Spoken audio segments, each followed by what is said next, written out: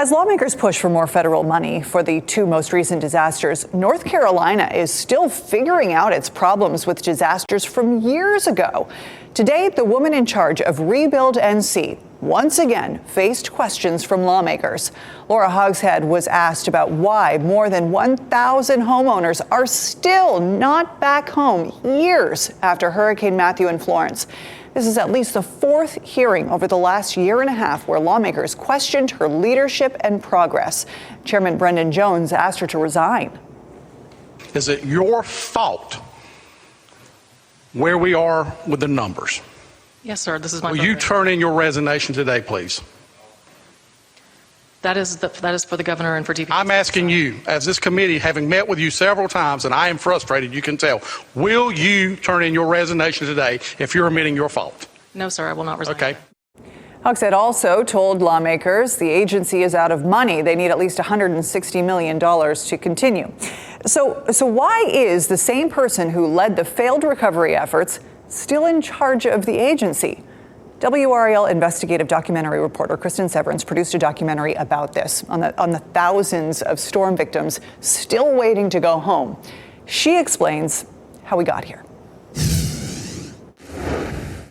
Aftermath introduced you to some of the thousands of hurricane victims left homeless after Hurricanes Matthew and Florence. Rebuild NC had nearly $800 million in taxpayer dollars to get low-income people without insurance back home. Delays, red tape, and mismanagement left people waiting years. Hundreds of them, like the Williams family, were stuck living in motels. I just cannot believe that I've been stuck here 3 years. The program has spent $75 million on temporary housing for applicants. I interviewed experts like J.R. Sanderson, who led South Carolina's successful rebuilding efforts.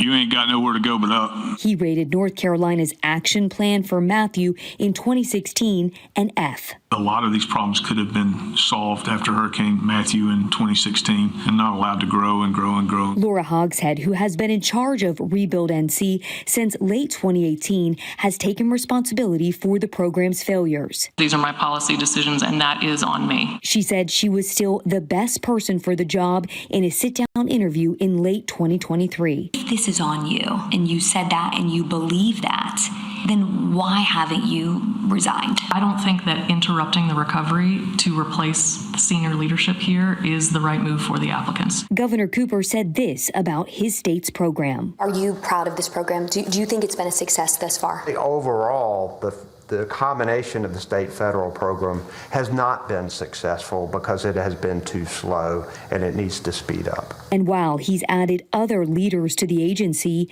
he never removed Hogshead. Rebuild went from a program low in 2022 of completing 5 homes a month to more than 60 homes a month in 2023. In 2024, Rebuild is building more than 100 homes a month. 1,400 people are still waiting for help. And now the program has a deficit of over $175 million.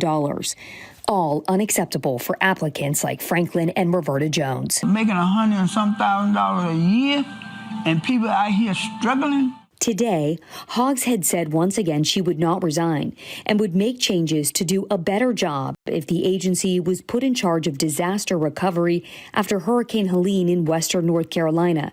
Several lawmakers said that should not happen.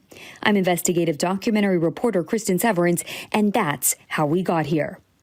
You can watch our entire Aftermath, North Carolina hurricane victims left behind, and all of our documentaries right now on WRALdoc.com. Important topic, yes.